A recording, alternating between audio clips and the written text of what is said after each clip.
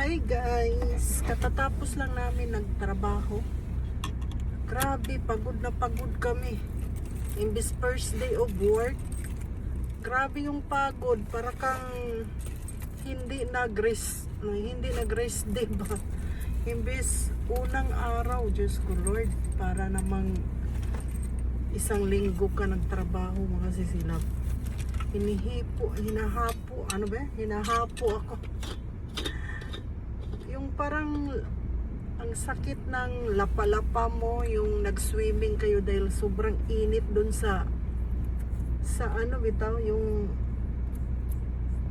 sa daanan ng swimming pool mga sisilap, kasi bawal magsapatos. 'Di ba iniwan yung sapatos namin?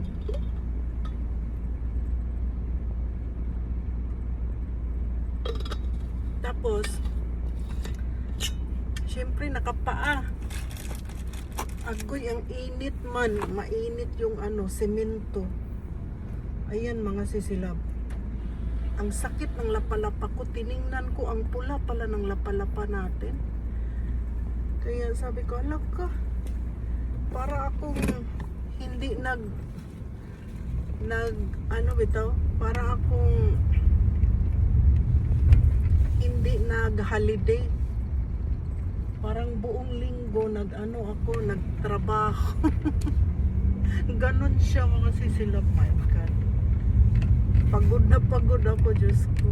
Pati yung kasamahan ko sa tanghali, kumain kami mga sisilap, nagreklamo din siya. Sabi niya, nakakapagod no? Sabi yung ganon. Sabi ko, sinabi mo pa, wala pa ngang isang araw, pagod na kami. Tanghali pa lang.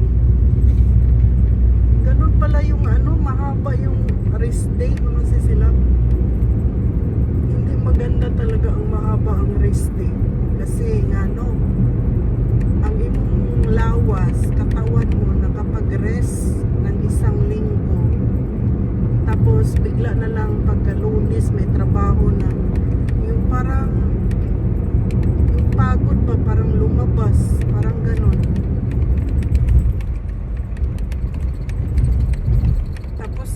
Magpadala tayo ng pera sa Pilipinas kasi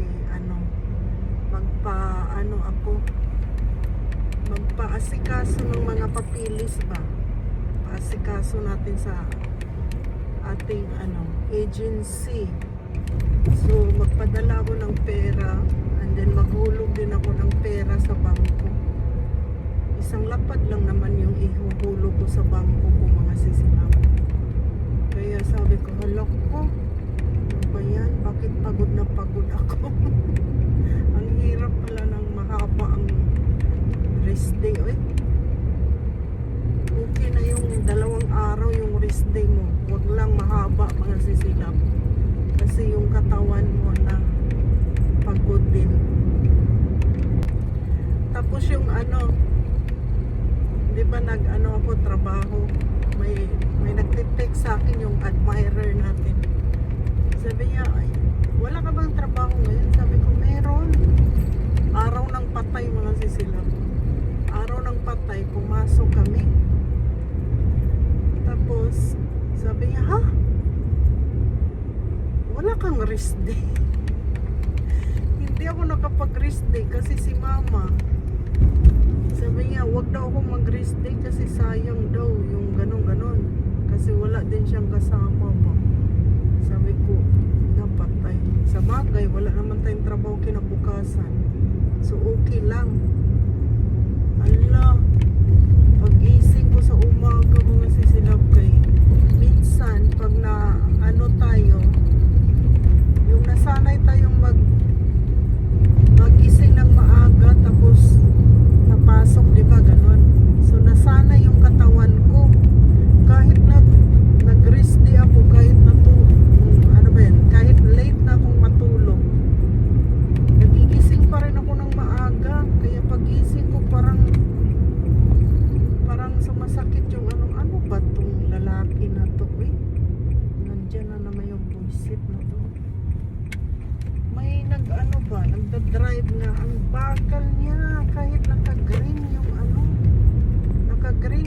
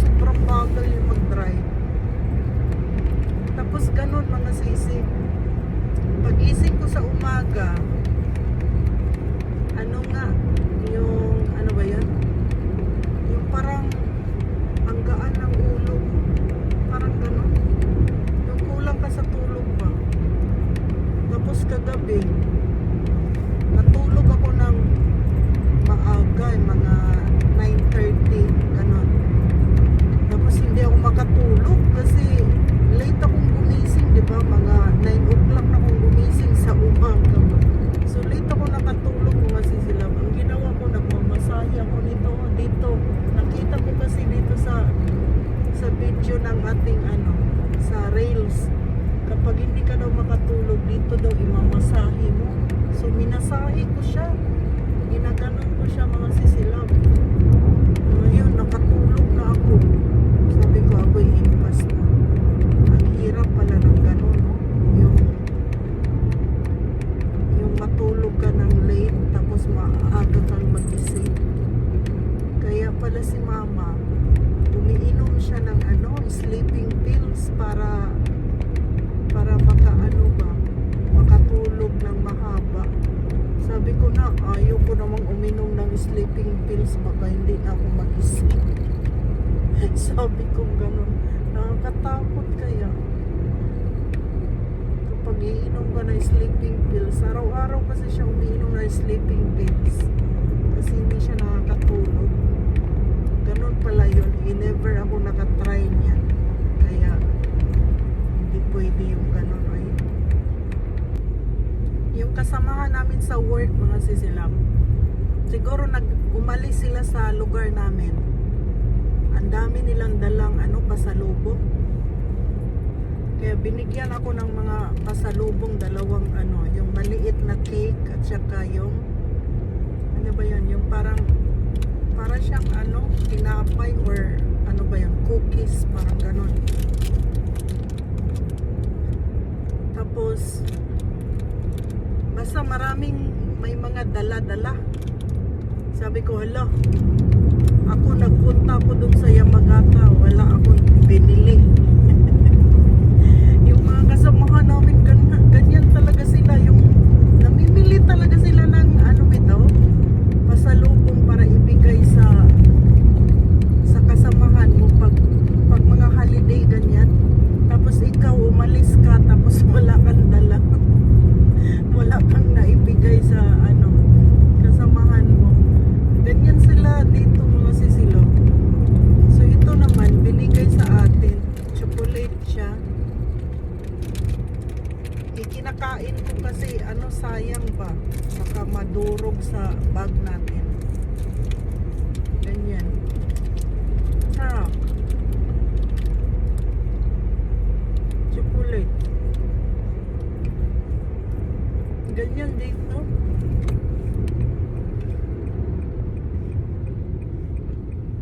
Ako kasi saka na po magbili pag yung pumupunta ako ng malalayo. Halimbawa, pumunta ako sa Tokyo, ganyan.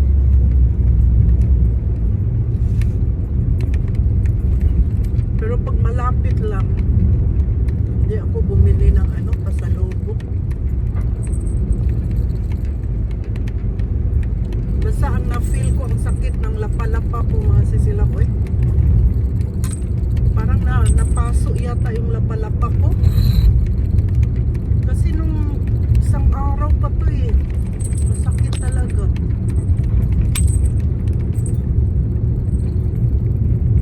Dito ko dumaan sa sa maliit na daan. Kasi siya, yung hindi masyadong traffic ba. Pag doon ako dadaan, traffic. So dito ko dumaan. Kaso lang maliit yung daan. Pag may kasalubong ka, kailangan mong mag-stop para makadaan yung kasalubong mo.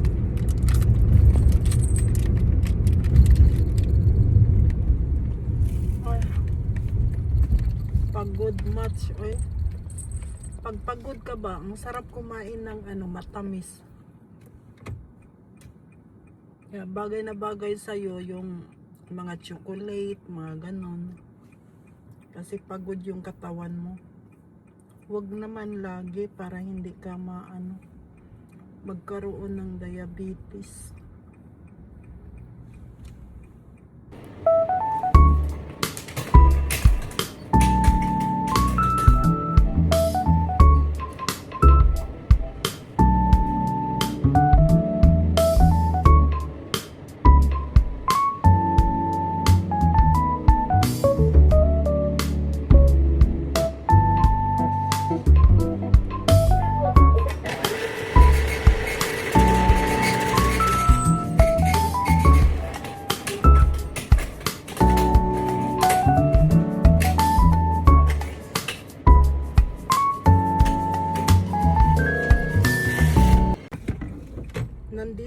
ako sa sa post office kasi dito tayo maghulog ng pera mga sisilab.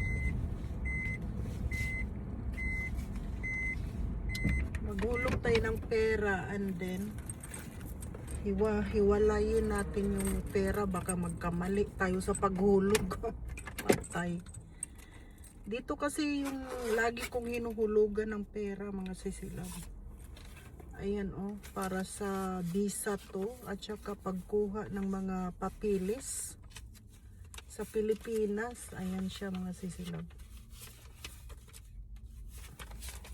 And then maghulog din ako para sa bangko ko, isang lapad lang. Ito yung para sa bangko natin. Bangko. Kaya i-ready na natin yung ATM. Ito yung gamit ko, ATM. Nasaan na yan? May mga pangalan to pangalan kung magkamali ka sa paghulog ng pera, agoy, impas na. Ito yung sa bangko ko. Ayan, bangko at saka sa ate ko. Madali lang kasi to hulugan ng pera ba. Hindi siya mahirap. Ayan post office.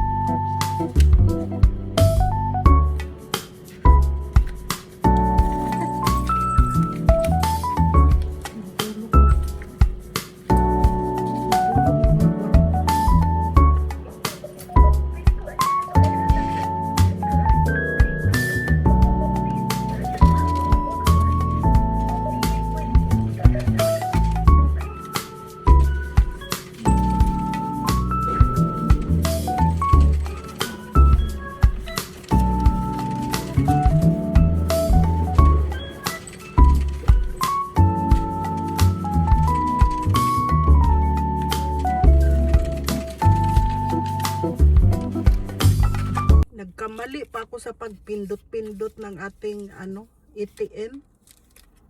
Buti na lang merong guide mga sisilab. Nakakalimutan ko kasi paano anuhin pag matagal kang hindi maghulog.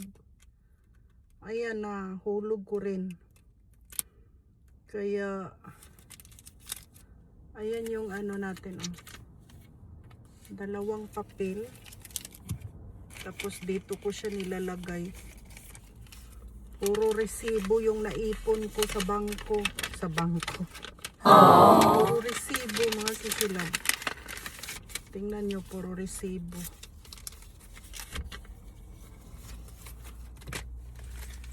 Kapag OFW ka, resibo talaga yung naiipon mo, hindi pera. Oh no! Ganyan siya. Kaya huwag niyong asahan ng OFW, maraming pera. Puro resibo lang yung ipon. Hindi katulad sa iba na talagang pera ang iniipon, hindi resibo. Char. Ayan.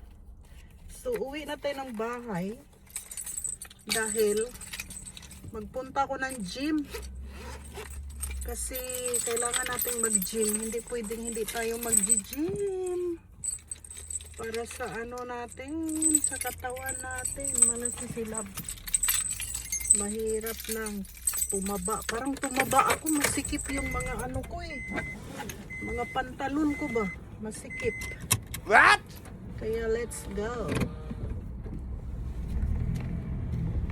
Let's go. Huwag muna akong mamili ngayon pala kasi kailangan mauna na tayo sa gym mga sisilab. Mahirap kasi pag Pag mag-stop na naman tayo sa gym, parang tumataba tayo. Ano ba yan? Kaya hindi pwedeng mag-stop, tuloy-tuloy kahit pagod. So bukas na ako mamili. Dito ako namimili, oh.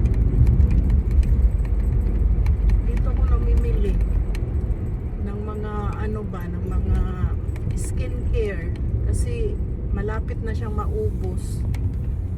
So diyan ako namimili. Kaso lang kailangan nating makarating sa bahay ng maaga para pupunta tayo ng gym dahil 1 week din ako hindi nakapag-gym, mga sisilap. 1 week mahirap kasi pag mag-stop ka na naman, ayan, lulubog ka na naman. Kaya kailangan tuloy-tuloy kahit sa isang week, 2 beses lang, okay yun. Basta nakapag-gym ka. Mag-ano lang ako, ano ba yan, magbibideo na lang tayo kung may oras. Kasi bawal din mag-video dun sa gym eh. Hindi, ano, nakalagay siya doon na pag nasa gym daw kailangan iiwan yung ano, yung cellphone sa bag.